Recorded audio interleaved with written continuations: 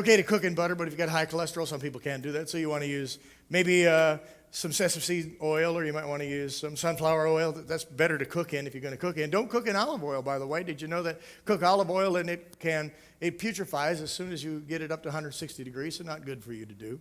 But olive oil is powerful antioxidant. Did you know in its virgin state, cold, it is absolutely amazing. In fact, that's what they used to anoint people with in the old days. When they were sick, they would pour the oil over their head and cover their entire bodies with olive oil, because olive oil kills bacteria and virus. Did you know that? You can even drink it for a sore throat. It kills just natural state. Isn't that amazing what God did? Absolutely amazing. We have to be careful what we cook things in. You know, most everything up there has canola oil in it. Do you know that canola oil is in all of our pest control? Kills bugs. What's it doing to us? I don't recommend it anyway. Or anything that's over there. You know, okay. Oh, amen. Everything that's over there has high fructose corn syrup. Oh, that's my cue, Pastor. That is me. I am high fructose corn syrup at your service. High fructose corn syrup, ladies and gentlemen. Everybody loves it, right? Am I right? Well, I'm high. I'm sweet like fructose. I'm made out of corn, and everybody loves syrup. Am I correct? I just got to say, you guys can't live without it, right? I could be up here all day, can't I? I just got to say, you can get me at Costco in bulk for cheap. And what else do you need in life, right? Am I right? Get him out of here. No, Pastor, come on. Whoa. Don't touch me. Don't get crazy. I will melt in your hand and not in your mouth. Absolutely okay? destructive. Ladies, I'm single. I listen. I'm a cancer. 2 for 1 at the QT on Lindsay and Southern. One package of M&Ms is loaded with 800 calories. One package of M&M peanuts, 800 calories. Whoa. 2 of them, and that's all you need for the day. Well, but it's in every one of these things. High fructose or corn syrup. But did you know that corn syrup, corn's good for you, but when you condense it down and you make a drug out of it, it triggers something in your cerebrum. It says, I am hungry. Feed me. And so you eat one potato chip, but you got to have one more potato chip. And then you got to have another potato chip. Isn't it interesting? Because it's triggering this. And even when you are stuffed to the very top, one more. What is it? Cram that sucker down with water. Or a Coke.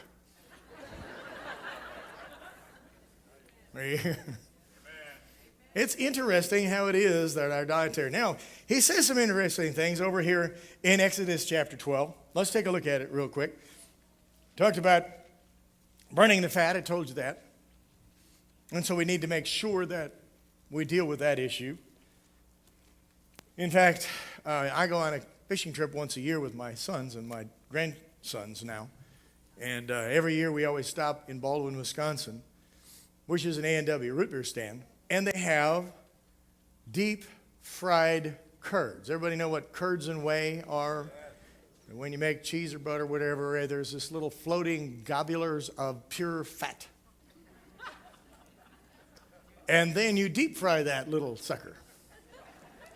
And oh, it squeaks in your teeth. Woo, is it good. And so a couple of years ago, I'm on my way back, and of course, I sat down, had my root beer, and about 1.5 pounds of them.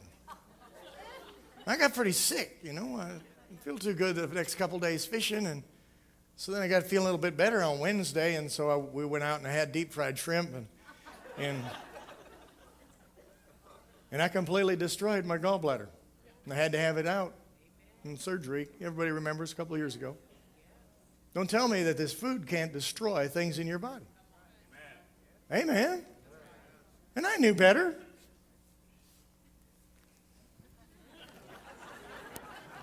But it's so good. So Dr. Marine and I were just back there last week. And we stopped at Baldwin, Wisconsin. Maureen sat there and had a salad while I consumed 1/2 pound. deep fried curds and a root beer.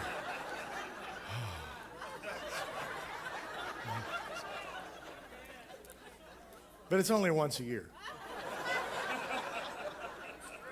It's my Passover feast.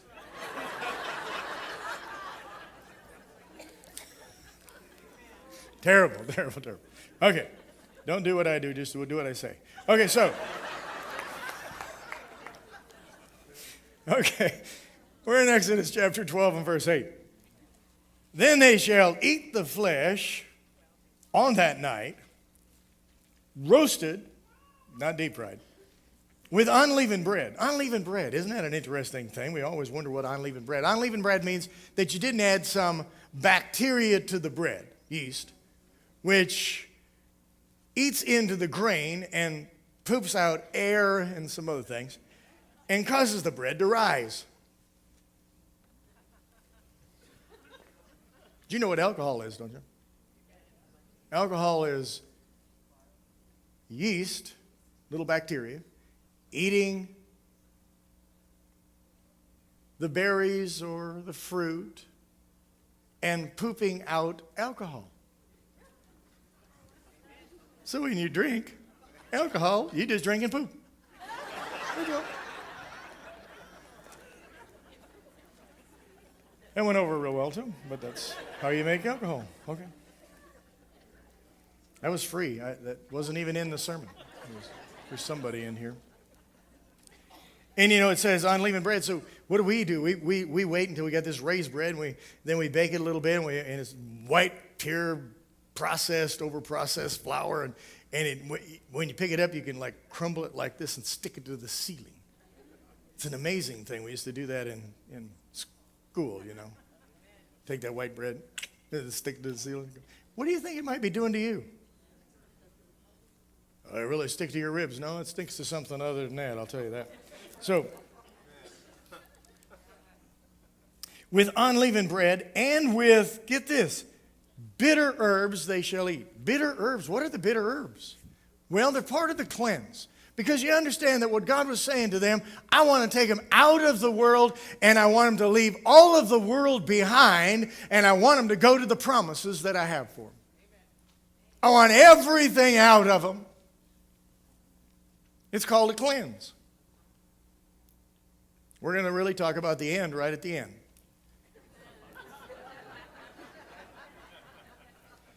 The cleanse, these bitter herbs, best research I can do, are spinach, dandelion, and parsley. Possibly dandelions was beets, but there's a lot of controversy about which one. But they are bitter herbs. Spinach, dandelion, and parsley. Now, spinach cleanses the liver. You can't do too much spinach. When I juice, and I juice every day that we're home, you can do spinach maybe once a month. But actually, these bitter herbs were only done once a year by the Jewish people. Y'all okay? It cleanses the liver. See, I can do spinach once a month because it's not as strong as it was back in those days when I juice. Dandelions are for cleansing the colon. And I have personal experience from drinking dandelion wine as an 8-year-old.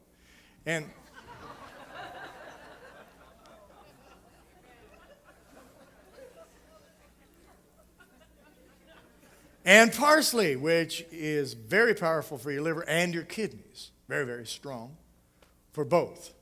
And of course, this also, I wrote cranberry down. One of the things that the Fat Flush teaches, if you've read any of the books, and I try to read all of them, but Fat Flush teaches that you can take a regular bottle of bottled water, dump out a little bit, and put a quarter cup of raw cranberry juice.